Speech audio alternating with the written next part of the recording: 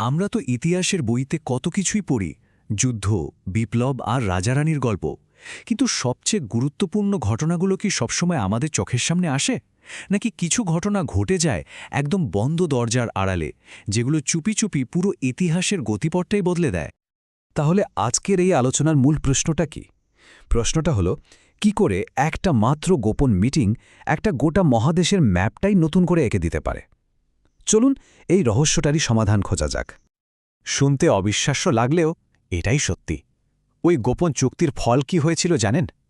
মাত্র ১ দশকের মধ্যে একটা গোটা সাম্রাজ্য, হ্যাঁ, একটা সাম্রাজ্য মানচিত্র থেকেই যেন উধাও হয়ে গেল। কিন্তু কেন? কিভাবে? চলুন এই রহস্যের আরও গভীরে যাই। এই যে এত বড় একটা অভাবনীয় পরিবর্তন, এটা বুঝতে হলে আমাদের একটু পেছনে ফিরে যেতে হবে, মানে তখনকার রাজনীতিক পরিস্থিতিটা বুঝতে হবে, যে পরিস্থিতিটা আসলে এই গোপন চুক্তির জন্ম দিয়েছিল। আসলে প্রত্যেকটা বড় ঘটনার পেছনেই তো একটা প্রেক্ষাপট থাকে, তাই না? এখানেও ঠিক তাই।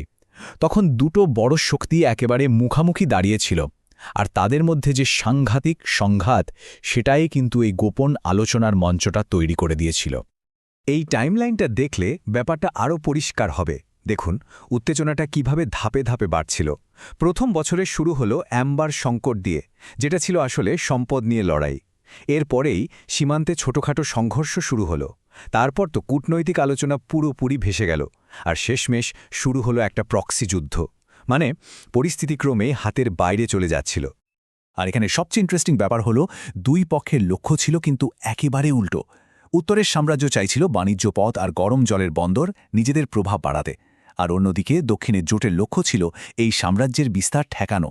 তাদের আদর্শ, তাদের শক্তির ধরন সবকিছুই ছিল আলাদা, আর এটাই সংঘাতটাকে আরও জটিল করে তুলেছিল। আর এই যে চরম উত্তেজনা, ঠিক এর মধ্যেই জন্ম নিল একটা গোপন সিদ্ধান্ত। যখন মনে হচ্ছে সব পথ বন্ধ, তখন কিছু নেতা, বলা যায় হতাশা আর উচ্চাকাঙ্ক্ষার বশে, একটা গোপন রাস্তা খুঁজে বের করলেন। এই চুক্তির নাম দেয়া হয়েছিল দ্য মেরিডিয়ান প্যাক্ট।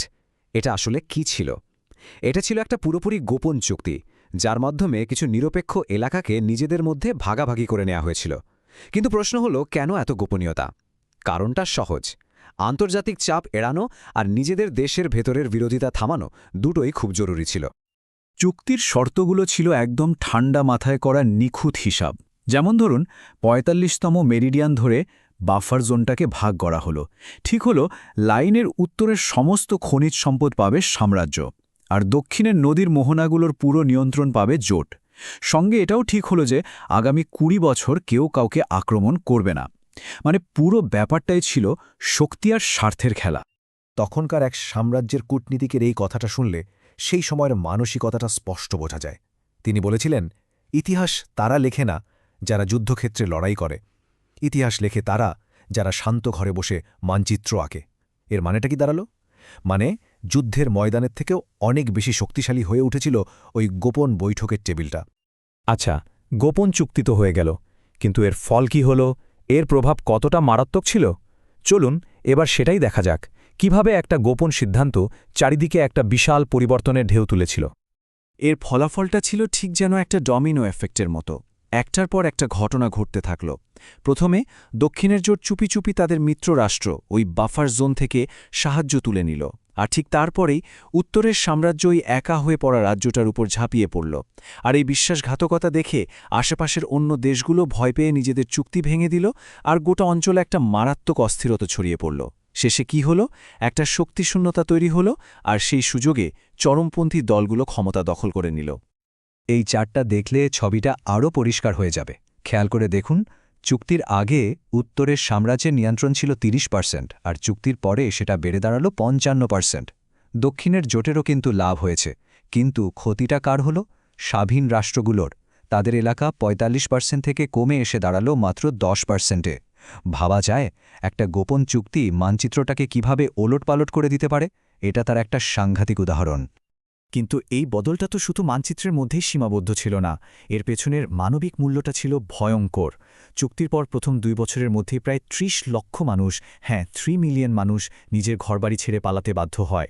এই সংখ্যাটা আমাদের মনে করিয়ে দেয় বড় বড় রাজনৈতিক সিদ্ধান্তের পেছনে সাধারণ মানুষকে কতটা মূল্য দিতে হয়। তাহলে এই পুরো ঘটনাটা থেকে আমরা কি শিখতে পারি? ইতিহাসের এই অধ্যায়টা শুধু একটা গল্প নয়, এর মধ্যে কিছু খুব গুরুত্বপূর্ণ শিক্ষা লুকিয়ে আছে। মূলত 4টে বড় শিক্ষা আমরা এখান থেকে নিতে পারি। প্রথমত, গোপন কূটনীতিতে প্রায়ই ক্ষমতার কাছে সাধারণ মানুষের কোনো দাম থাকে না। দ্বিতীয়ত, অল্প সময়ের জন্য স্থিতিশীলতা আনতে গিয়ে অনেক সময় দীর্ঘমেয়াদী বিশৃঙ্খলার জন্ম দেওয়া হয়। তৃতীয়ত, মানচিত্রের উপর টানা সহজ দাগগুলো সাধারণ মানুষের জীবনে খুব গভীর আর স্থায়ী ক্ষত তৈরি করে। আর সবশেষে, ইতিহাসের সবচেয়ে বড় বাঁকগুলো অনেক সময় সাধারণ মানুষের চোখের আড়ালেই ঘটে যায়। সবশেষে একটা প্রশ্ন কিন্তু থেকেই যায়। আমরা তো একটা অতীতের ঘটনা নিয়ে কথা বললাম, কিন্তু এই ধরনের গোপন চুক্তি কি আজকের দুনিয়াকেও ঠিক একইভাবে চালাচ্ছে না? কে জানে, হয়তো আমাদের অজান্তেই কোনো বন্ধ দরজার আড়ালে নতুন কোনো মেরিডিয়ান প্যাক্ট তৈরি হচ্ছে। ব্যাপারটা কিন্তু ভাবার মতো।